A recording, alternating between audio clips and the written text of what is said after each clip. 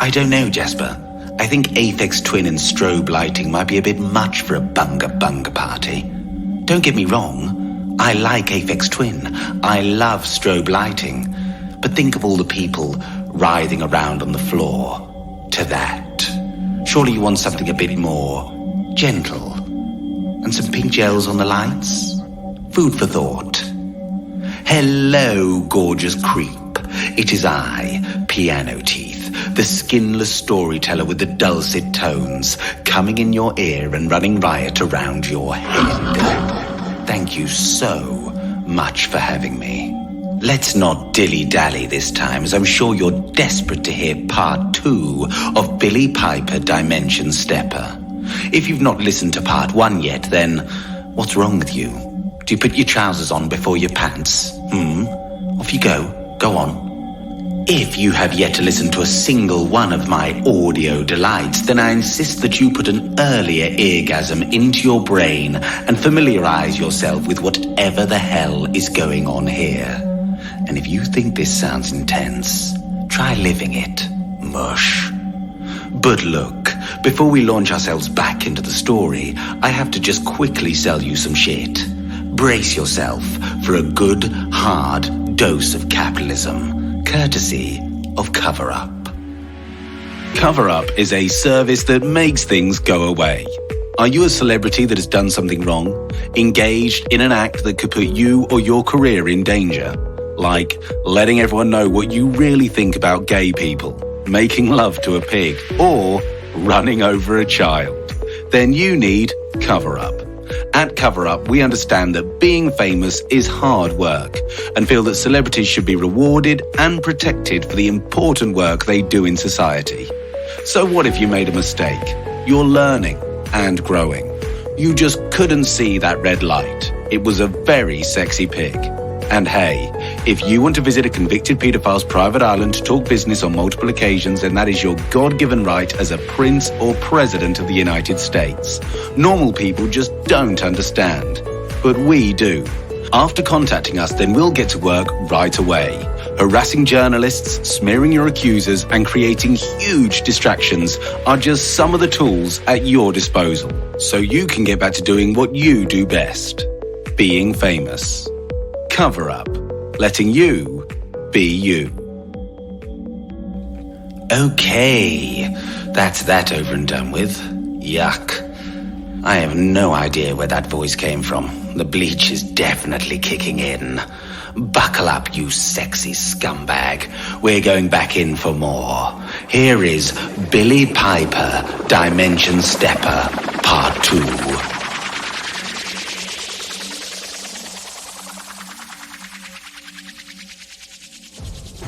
Previously on Billie Piper Dimension Stepper. Taxi driver and generic northerner Keeley was enjoying her tuna sandwich and daydreaming of being Japanese when she came across a wounded Billie Piper in the road in need of her help. Being a huge Billie Piper fan, Keeley is only too happy to oblige and plops the pop star/actor in the back of her cab and drives off. No need to question why Russell Brand and Eddie Redmayne are laying dead by a burning car.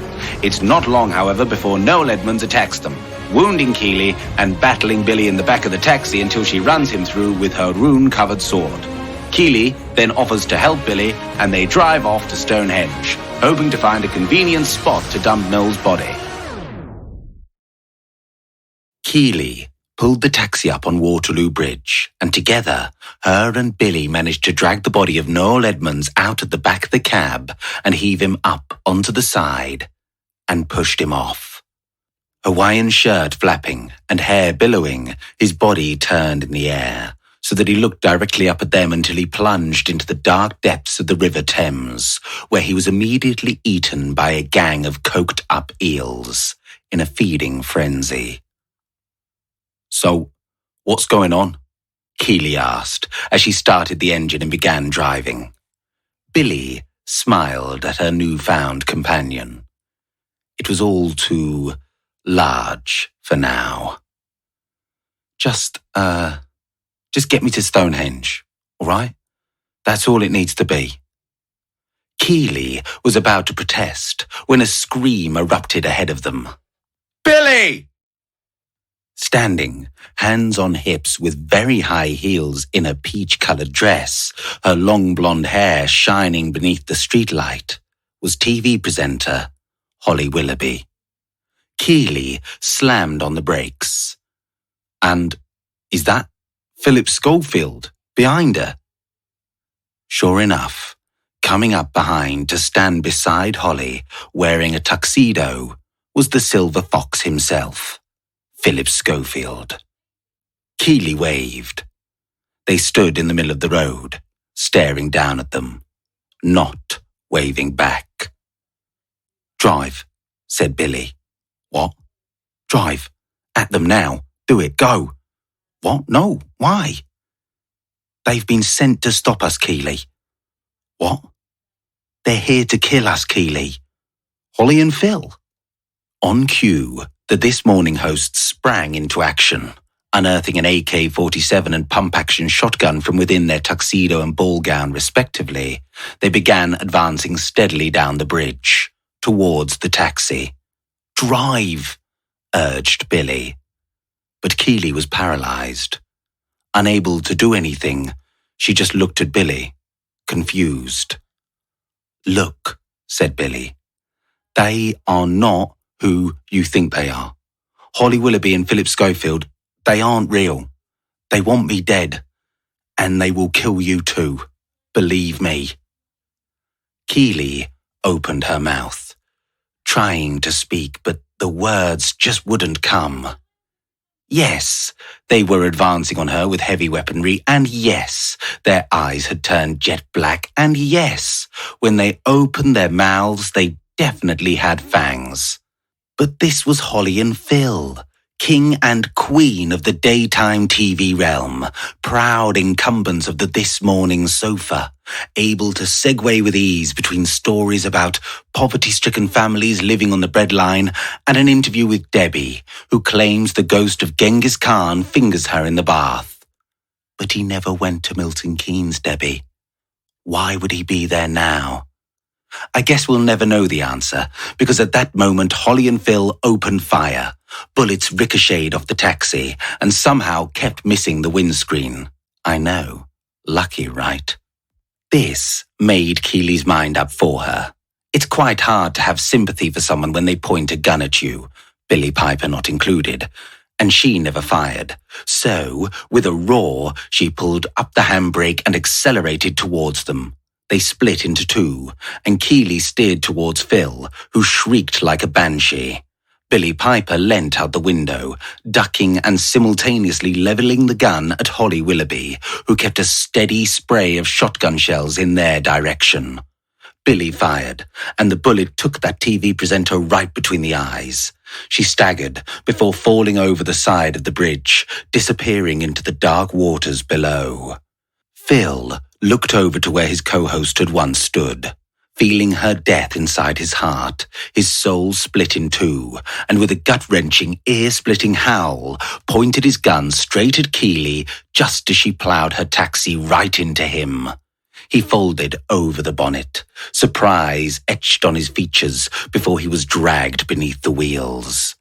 Keeley saw his crumpled body emerge in her rear-view window. She stopped, put the gear stick into reverse, and went back over him once more. Then she went forward, and then back, then forward, then back a bit, then a bit more, then forward again, and back, then forward, and back again, then forward, and then back, then forward, and then back, until, finally, Billie Piper pulled up the handbrake for her. Not for the first time that evening, Keeley felt out of her depth, and she sat rigidly in her seat, hands glued to the wheel, staring out on the road. "Are you okay?" Billy asked. Keeley screamed, which seemed to help, and after a deep breath, screamed a little bit more. "They tried to kill me," Keeley finally said, after she stopped screaming. Billy nodded. "Black eyes and fangs." Billy nodded and lit a cigarette. offering it to Keeley, who didn't smoke anymore, but you would, wouldn't you, given the circumstances, so let's not judge her, okay? They sat, smoking in silence. "What's going on, Billy?" Keeley finally said. Billy looked at her and smiled. "You've done so well, and been so brave, and I have asked so much of you. I need you to take me to Stonehenge as fast as possible, and I promise I will tell you on the way." Keeley looked into her eyes. Maybe it was the shock. Maybe it was the desperation. Maybe it was the fact that this was none other than Billie Piper. But Keeley believed her. Besides, she didn't have much choice. "So, let me get this straight, right?" Keeley said as they wound their way along the Wiltshire backroads. "Earth is part of a vast intergalactic empire run by a race called the Carr, yeah? And what they do is come to a planet, shapeshift to look like the inhabitants, taking on the form of cultural, spiritual and political leaders, celebrities, right? And they then manipulate everyone into this, sedated state of sadness, fear, apathy and division. All the while they're rinsing the planet of every single natural resource they possibly can and make us think it's our idea.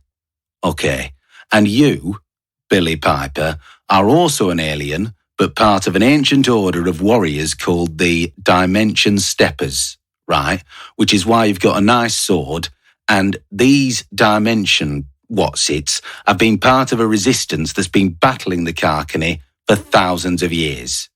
And you got sent to Earth to infiltrate the Carr as a pop star and actor, risking everything whilst hiding in plain sight and simultaneously winning over the British public with #1 records and heartfelt performances. But now you've stolen that little pyramid thing in your bag from Sir Lenny Henry's house. What was it called? The Solar Dex. And that is one of the ancient relics of the Dimension Steppers and gives the Carr control over the planet that they're oppressing. But when combined with the other relics on the shield of the fallen warrior at the altar of Mazgrathula, right, in the gardens of Fraxidavterma, whatever, then the pathway through the Cave of Souls will be lit, and the chosen one, whoever that may be, will be able to cross the fire bridge after singing Uri Blah, the snake goddess, to sleep, and then using the dimension scrolls will be able to summon the sun dragon, which will be really bloody helpful in your ongoing intergalactic war for freedom, right? And the hidden portal to get away safely is at Stonehenge. But these Carr obviously want to stop you, hence why we're now being followed by a gang of murderous celebrities. Fuck me. Yeah, that's about right. And actually a very succinct summary of the lengthy, complex conversation we just had, Billie said, thankful that she didn't have to explain herself all over again. Not for the first time that evening, Keeley felt out of her depth. It was a lot to take in, and understandably she had a lot of questions. But of everything she'd heard, one thing in particular sprang into her mind. The realization howled its way round her whole body before hitting her right in the gut. The taxi came to a screeching halt, and Billie, without warning, was flung forward, snapped back by the seatbelt. "What's going on?" she asked, looking over at Keeley, who sat, head bowed, eyes closed, and jaw clenched. Billie put a hand on her shoulder. "What is it?" But Keeley muttered something, shrugging her off. "What?" Billie asked, and then shrank back as Keeley turned to face her, her eyes filled with pain and fury. "You're not Billie Piper." "You what?" You're not Billie Piper, are you, Billie Piper?" What do you mean? Course I'm Billie Piper, said Billie Piper. Oh, Billie Piper, stop saying you're Billie Piper when you're not Billie Piper. Billie Piper looked confused. Lies, lies, lies. Holly and Phil aren't Holly and Phil. Noel Edmonds isn't Noel Edmonds. Nothing is true and nothing's real, including Billie Piper. And that's the only reason I'm here, for you, for what I thought you were, Billie Piper. But it turns out that Billie Piper isn't even Billie Piper. You're nothing but an alien, pretending to be Billie Piper, letting Britain believe in Billie Piper, letting me believe in Billie Piper. And now, here I am, sat with Billie Piper, and you're not even Billie Piper. She sat back in her seat. I was there, right from the beginning, you know. Why you got to play that song so loud? Because we want to. Because we want to. Incredible. That spoke to me. And from then on, well, I was the bee to your honey, Billie Piper. I was there. Walk of life. I was there when no one else was. And your transition into acting, you were the best Doctor Who companion there's ever been. Penny Dreadful, Secret Diary, Ruby in the Smoke. I was there. Yerma, I was there. That's right. I even went to the theatre for you, Billie Piper, and sat through an entire play, no interval. And it was actually really, really good. And when you lifted that award for your acting, the Lawrence Olive Oil, was there, cheering you on the telly. I nearly died tonight, Billie Piper. I ran over not Philip Schofield many times, and you let me do that, knowing that you were the only reason why I were doing it. You say all these other celebrities are fake. How are you any different? The two women sat, staring out the window. The air hung heavy, with too many possibilities of what could be said. So in the end, nothing was. Billie looked down at her feet, spotting the curly-whirly fallen into the footwell. She picked it up, unpeeling the wrapper, and offered it to Keeley, who took it, grateful for the sugar hit. Billie lit a fag, sighing as the smoke escaped into the cold night air. Okay, yes, I am from another dimension, which must be really difficult for you. And I can see that whilst I take a lot of the intergalactic stuff for granted, for you, it must be really new and big and scary. And it is. It really is. It's huge, which is why I forgot the reason why I'm fighting this war. The reason why I'm here. Keeley, I've been so focused on the fate of multiple universes worth of people, shall we say, that I stopped thinking about the people right here and how they must feel. I meant it when I said I didn't want to get you involved. But you're right. You were already involved. I should have told you, there and then. But how could I? This is so much bigger than...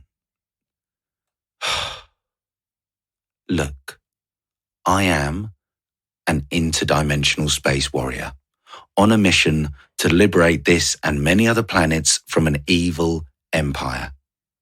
But I am also Billie Piper, pop star, actor, whatever Billie Piper is to you, I am that, completely and utterly.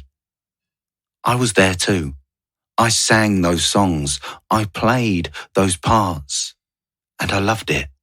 I really did. But as well as that, in bits that you couldn't see, I was doing all this other stuff. And I'm going to carry on doing it. If you want to drop me off here, turn round, go back home, that is completely understandable. It's going to be dangerous. Really dangerous. I don't want you to die because of me. I want you to be free. That's all. You should have said no deal, Noel. What? When you stabbed him, Noel Edmonds, you should have said, no deal, Noel. Not like the show he did. Would have been a good line. The two women looked at each other and laughed. Come on, Billie Piper. Let's get you to Stonehenge. Really? You don't have to. I know, but I've come this far. And it's an adventure. Like in Doctor Who. Brilliant. Let's go.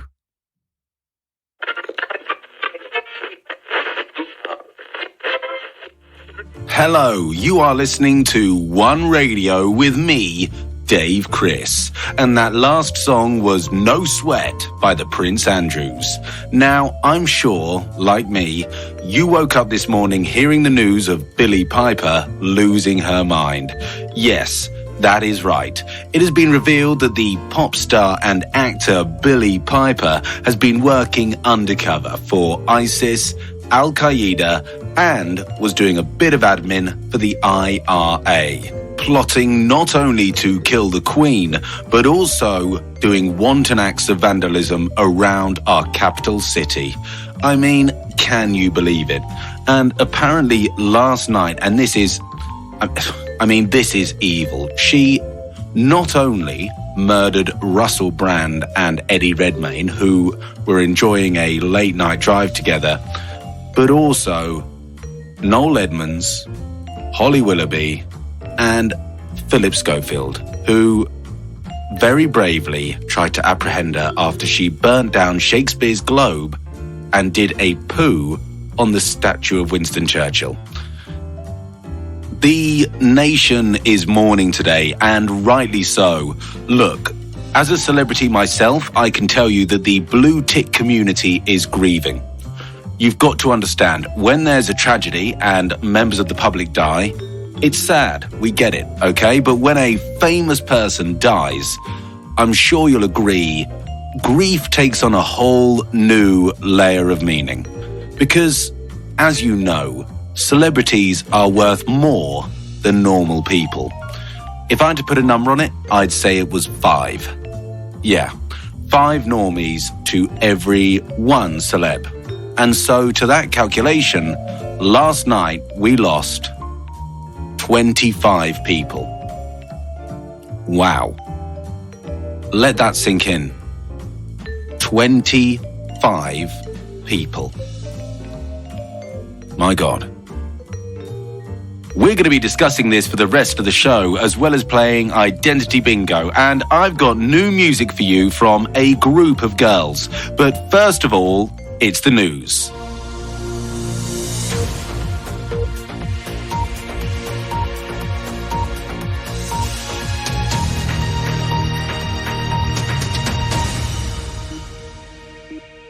It's now time for the news with me, Serious Voice Man.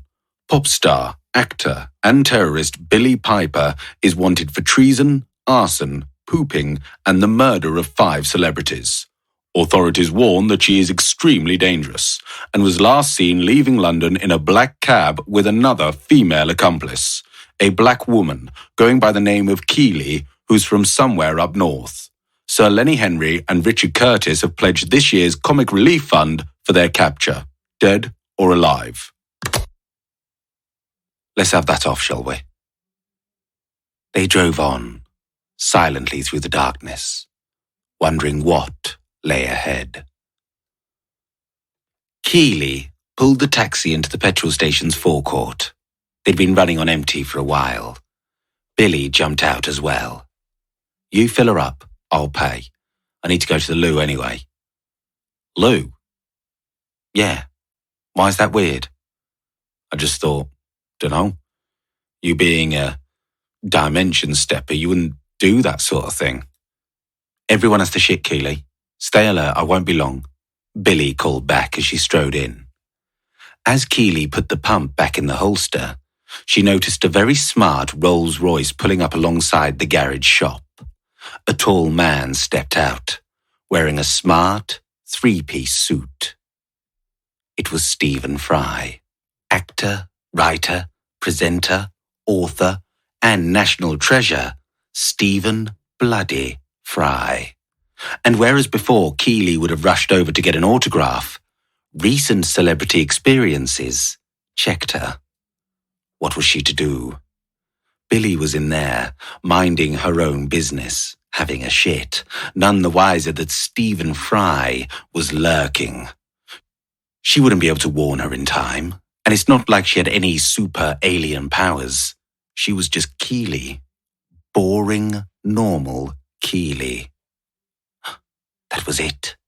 She was normal. Stephen Fry hadn't noticed her when he walked in. To him, she was just a regular member of the public, just another one to smile at politely. She was basically invisible. She walked very calmly across the forecourt towards the shop, trying to draw as little attention to her unremarkable self as possible. She walked in. He was there at the counter, chatting with the shopkeeper as he bought a Mars bar. And you see, in this rather humble yet most stalwart of confectionery, we can see the remarkable impact that the ancient Greeks have on our lives today. Telephone, television, telescope, which one would use to look out into the galaxy. Another one, and wander amongst the planets. And another. Phobia, panic, and narcissism are all ancient Greek and lead us nicely to democracy. And what is democracy without a healthy dose of cynicism? I can hear you thinking now, oh, come now, Stephen, are the ancient Greeks really that great? To which I would say, yes, and that lowest form of wit which you display is also owed to our Hellenic friends. Blah! He was interrupted by Keeley, wrapping a fire extinguisher around the back of his head. He staggered backwards, falling to the floor and holding his hands up. But Keeley didn't stop. Take that, you evil Carkany bastard, Keeley shouted as she rained blows down upon him. Billie Piper, hearing the carnage, came running out of the toilet after finishing wiping to see a wild-eyed and panting Keeley holding a blooded fire extinguisher with a very, and I mean very, dead Stephen Fry laying at her feet. Don't worry, Billie. I got him. Is that Stephen Fry? Aye. Or should we say, one of the evil Carkany overlords pretending to be Stephen Fry. Billie, seeing the righteous bloodlust in Keeley's eyes, and being well aware of the shopkeeper cowering in the corner, thought quickly. She needed to get them out of the shop and away. Okay, well done, mate. Let's get out of here. Quickly. Keeley nodded. You still need to pay. Billie looked at the shopkeeper, who shook his head, holding his hands up. It's fine, said Billie. Come on, let's go. It's a good job I saw him, Billie, or he would have caught you, pants down, literally. Keeley excitedly recounted the events as she drove through the darkness. Billie said nothing, keeping her eyes on the road ahead. The thing was, and it was totally her fault for not saying it in the first place, not all celebrities were Carkany. Some were just your normal, everyday, common garden celebrity. And Stephen Fry was, well, just Stephen Fry. But how do you tell someone that rather than rid the world of an evil alien oppressor, they've just murdered a national treasure? And the thing is, right, Keeley went on, I love Stephen Fry. Or loved, what he was. Or what it was he pretended to be, eh? Any other time, I'd have been straight in there. Selfie, autograph, hugs, the works. He was like an uncle to me. But these are different times, aren't they? We can't let our feelings get in the way. It's kill or be killed with these famous folk. Billie decided not to tell her. Keeley was already out of her depth, and this would probably drown her. In the grand scheme, some things were best left unsaid. Billie and Keeley arrived at Stonehenge just before dawn. The air hummed with the excitement of sunrise and what was probably going to be a pretty epic fight. Yes, but not yet, not yet. Calm down, you bloodthirsty pervert. Keeley pulled the taxi in, just down the road from the visitor centre. She looked up the hill to see the ring of ancient rocks that had stood on their piece of land, shouldering the sky for thousands of years. What power they must hold, the voices of the past echoing all about them, brimming with might, magic, and mystery. Is the portal in the middle of the stones, then? Nah, it's in the disabled toilet in the cafe. But I can see why you'd think that, because it's a very dramatic place, isn't it? No, look, Keeley, are you sure you want to do this? Come with me. You can go back now. You'd ask me that, Billie Piper, like I'm going to go home. After what we've been through tonight? No chance. I'm exhausted, scared and confused. But I've never felt so alive. I've got celebrity blood on my hands and shit in my knickers. I am seeing this through to the end. Billie scowled. When did you poo your pants? When you pointed the gun at me. Shat myself. That was ages ago, Keeley. I know. You're not the only one who can keep secrets, Billie Piper. They got out the car and stalked through the darkness, up the path towards the visitor centre. Crouching in some bushes, their hearts fell at the sight before them. A horde of celebs was stood, waiting. Keeley had never seen so many famous people in one place. She spotted Jeremy Clarkson sharpening an axe. Big Nasty stood in a chariot smoking a spliff, yelling encouragement at Sandi Toksvig, who was doing press-ups with Hugh Edwards on her back. And there was Vernon Kay, who, as ever, just looked happy to be there. David Mitchell, Jamelia, Gary Lineker, Nish Kumar, Noel and Liam Gallagher, Jonathan Ross, the list went on. And that was only the celebs she knew. There were a host of other people gathered that could well have been famous, but she had no idea. Billie bristled next to her. She'd caused too much of a disturbance, left too obvious a trail of destruction behind her, and now the Carcany were waiting for her. There were too many for them to fight through. They stood no chance, and it wasn't just her life she was putting in danger. She looked over to Keeley, who looked back at her, smiling, and whispered excitedly, "Look, it's Ken Barlow." "I don't know who that is, Keeley." Keeley frowned. "Ken Barlow? Ken? Barlow?" Billie shook her head. "He's only the longest-serving TV actor in the world. Ken Barlow. He's been in Coronation Street since, 1960, the first ever episode. Look, he's over there chatting to Rita Ora." The sky was filled with the whirring hum of a helicopter, coming to hover above the visitor centre before descending, scattering the celebs below. Idris Elba stepped out, his long coat billowing behind, until the blades came to rest.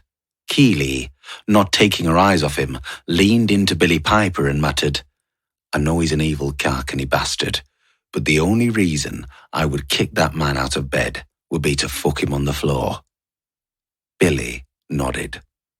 "Any sign of her?" Idris called. "None," said Jeremy Clarkson.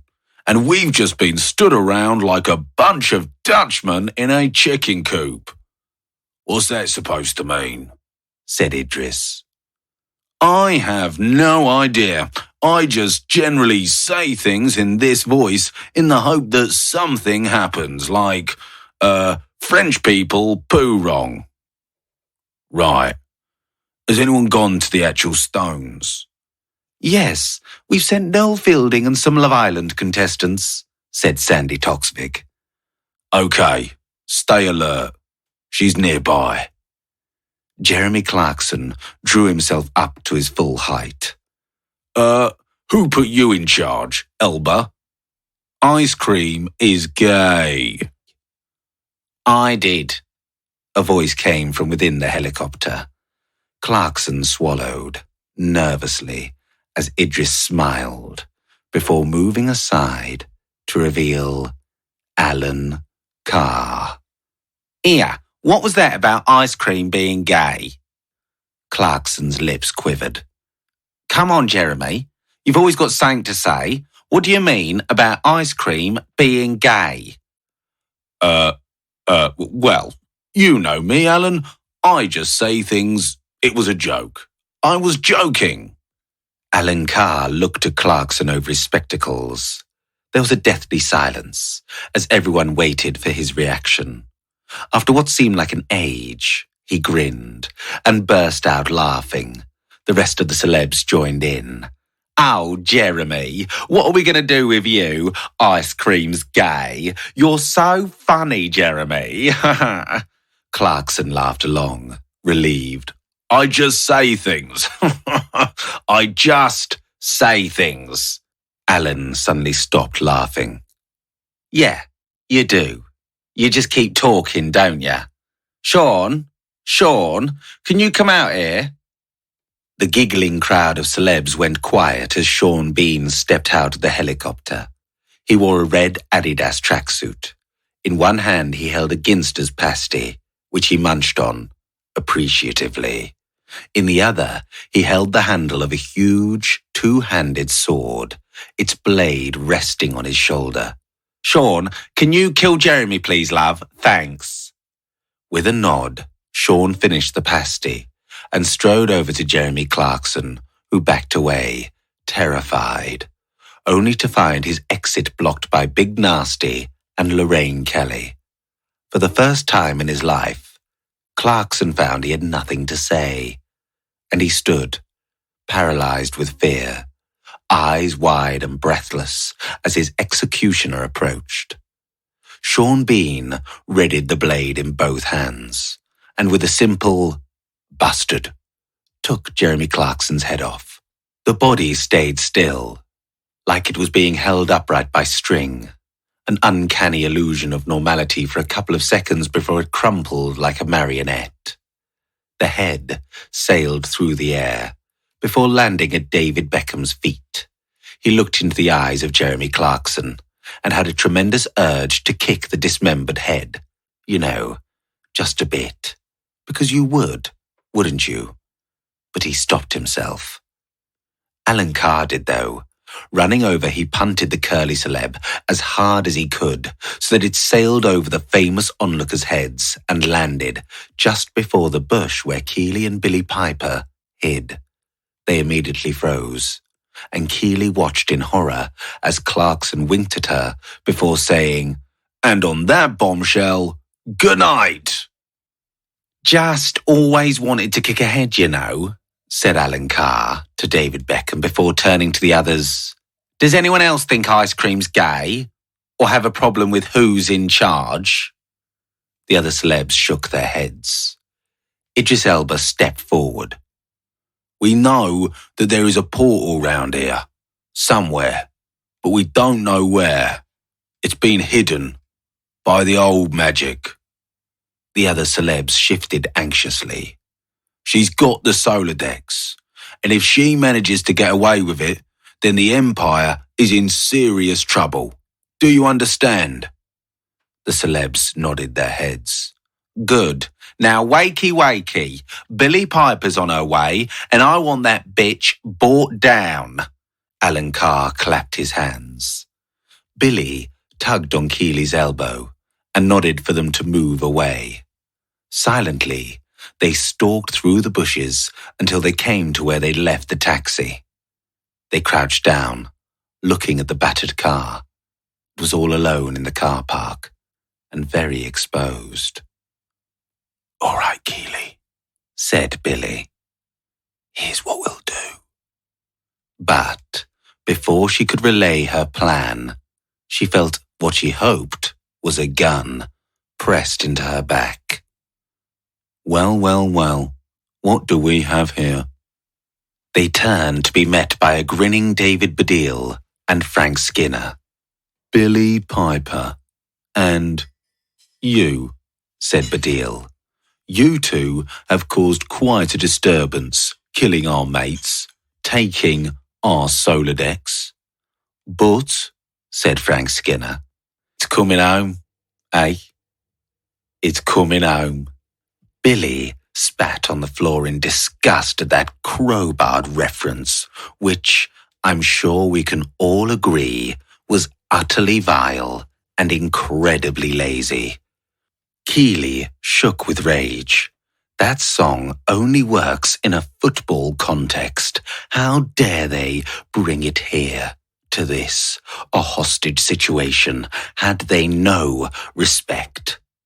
The two comedians sniggered, which only pissed the ladies off even more. Luckily, however, all of our prayers were answered, and an arrow appeared in Frank Skinner's throat. Gargling, he fell to the floor. David Baddiel, who normally would have had something to say about this, found himself distracted by the blade sticking out of his stomach. He looked down at it, confused as to how it got there, then at Billy, as if she might have some answers. The blade disappeared, then reappeared, then went away again, then came back, and David Baddiel's search for answers was over, as his mind turned all of its attention to being dead. As his body slumped to the floor, Billy and Keeley saw their saviors, two little, round old ladies, wearing white robes. One of them had a shaved head, her pale skin covered in swirling shapes and symbols. In her hand was a vicious-looking sword. The other had a long plait that hung all the way down her spine, as silver as the moon, with skin as dark as midnight. She held a curved bow. Her fingers were bedecked with rings. Both had huge grins. "Good to see you, Billie Piper," said the lady with the sword. "My name is Bev." "And my name is Meave," said the long-haired archer, as she plucked the arrow out of Frank Skinner's eye. Billy smiled. "Druids?" she asked the two old women.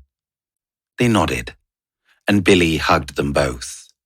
Keeley had never met Druids before, and, as I'm sure you also do, had a lot of questions about their involvement.